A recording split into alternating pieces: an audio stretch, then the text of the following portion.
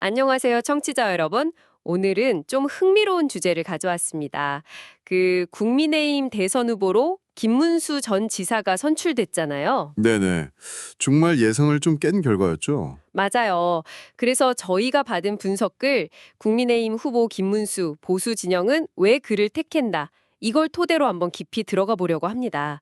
왜 하필 지금 김문수 카드였을까? 그 의미는 뭘까? 이런 것들이요. 네, 시기적으로도 그렇고 인물 자체도 그렇고 여러 가지 생각해 볼 지점이 많은 것 같아요. 그렇죠. 그럼 우선 자료에서 김문수 후보, 이분을 어떻게 설명하고 있는지부터 좀 볼까요? 네. 자료를 보면 일단 경력이 상당히 다층적이라고 나와요. 뭐 아시다시피 노동운동가 출신인데 네, 그게 참 독특하죠. 그렇죠. 거기서 이제 국회의원도 하고 경기도지사까지 지냈으니까요.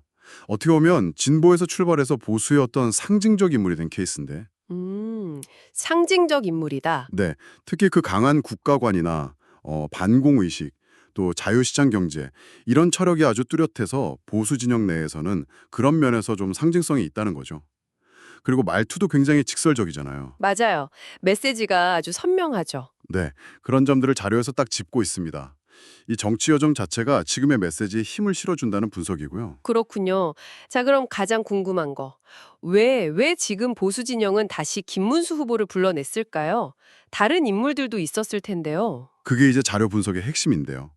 딱 한마디로 하면 이재명 대표 저지, 이거예요. 아, 역시 이재명 저지. 네, 과거에 김 후보가 이재명 대표를 굉장히 강하게 비판했었잖아요. 네, 여러 차례 있었죠. 바로 그 점 때문에 보수 핵심 지지층이 지금 원하는 게 뭐냐 했을 때 선명한 대립각을 세울 인물, 그 기대에 김 후보가 딱 부합한다는 거죠.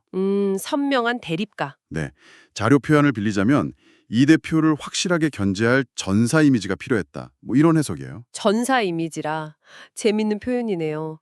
근데 그 이재명 대표 견제 말고 혹시 당내 상황, 그러니까 역학구도와 관련해서는 어떤 분석이 있나요? 아, 그것도 중요하게 다릅니다. 이 분석글에서는 김 후보가 상대적으로 특정 개파색이었다는 점, 그러니까 좀 중립적이라는 점도 주목하거든요. 아, 개파색이었다. 네. 그렇죠. 그러니까 밖으로는 강한 메시지를 던지면서도 안으로는 좀 통합이나 안정감을 꾀하려는 그런 전략적 고려가 깔려 있다는 거예요. 그러니까 대외 강경, 대내 안정 뭐 이런 건가요? 네, 비슷합니다. 보수 지지층 결집시키고 동시에 당내 안정도 잡고 약간 두 마리 토끼를 잡으려는 계산 아니냐 이런 시각인 거죠. 그렇군요. 그럼 그가 던지는 메시지 자체는 어떻습니까? 선출되고 나서 바로 이재명 집권만은 반드시 막겠다 이랬잖아요. 네, 바로 그겁니다. 자료에서는 그 발언이 그냥 비판이 아니라고 봐요. 그냥 비판이 아니다? 네, 보수 진영 전체에 딱 결집시키는 어떤 명분을 주고 동시에 위기감을 좀 고조시키는 그런 효과를 노렸다는 거죠.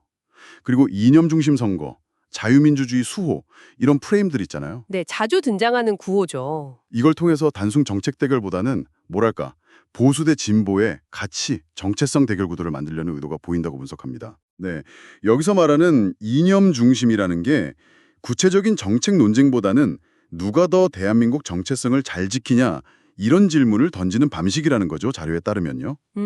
알겠습니다. 그런데 한편으로는 보수 정치의 오랜 숙제, 그 세대 교체 요구랑은 좀 거리가 있어 보이기도 하는데요.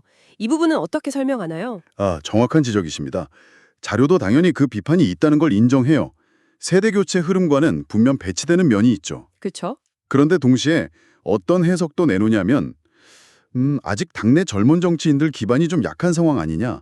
그러니까 이럴 때는 오히려 중진인 김 후보가 중심을 잡아서 과도기를 좀 안정적으로 관리하는 그런 임시 리더십 역할이 필요했을 수 있다는 거예요. 아, 임시 리더십이요. 네, 그러니까 단순한 과거 인물 복귀가 아니라 지금 이 시점에서 보수층의 어떤 본능, 정서를 자극하면서 내부를 좀 다잡기 위한 현실적인 선택일 수 있다. 뭐 이런 해석도 있다는 겁니다. 과도기적 리더십이라 그것도 일리가 있네요. 자, 그럼 이 분석들을 다 종합해 보면 김문수 후보의 등장이 앞으로 대선 구도에 어떤 의미를 던진다고 봐야 할까요? 네, 자료는 결국 이재명 대표와의 본선 대결 구도를 염두에 뒀을 때 이념, 지역, 세대, 이 전선들이 더 명확해질 거라고 예측합니다. 더 선명해진다. 그렇죠. 국민의힘은 김 후보를 통해서 경험과 안정, 그리고 보수 가치 수호, 이걸 아마 전면에 내세울 거고요.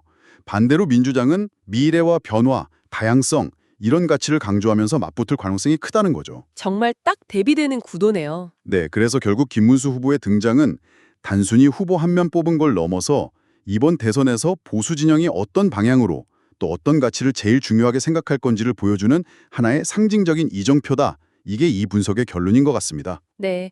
오늘 저희는 보내주신 자료를 통해서 국민의힘이 왜 김문수 후보를 선택했는지 그 배경을 여러 각도에서 살펴봤습니다. 정리해보면 이재명 저지라는 확실한 목표, 또 보수층 결집을 위한 선명성, 그리고 어쩌면 과도기적 리더십의 필요성, 이런 것들이 복합적으로 작용한 결과다. 이렇게 분석이 됐네요. 맞습니다. 자료의 핵심은 이 선택이 보수 진영의 어떤 현주소, 그리고 나아갈 방향에 대한 하나의 선언과 같다. 뭐 이런 거겠죠. 자, 그럼 이제 남은 가장 큰 질문은 이거겠네요. 자료 마지막에서도 지적하듯이 과연 이런 전략과 메시지가 중도층을 포함해서 더 넓은 대중의 지지를 실제로 얻어낼 수 있을까? 이 부분이겠죠. 그렇죠. 그게 가장 중요한 관건이 될 겁니다. 그리고 청취자 여러분께서도 한번 생각해 보시면 좋겠습니다. 오늘 저희가 이야기 나눈 여러 전략적 계산들, 그 이면에 혹시 이 선택이 현재 우리 정치 상황 속에서 보수 진영이 느끼는 어떤 더 근본적인 불안감 혹은 꼭 지키고 싶은 핵심 가치를 반영하는 건 아닐지 한번 고민해 보시는 것도 의미 있을 것 같습니다.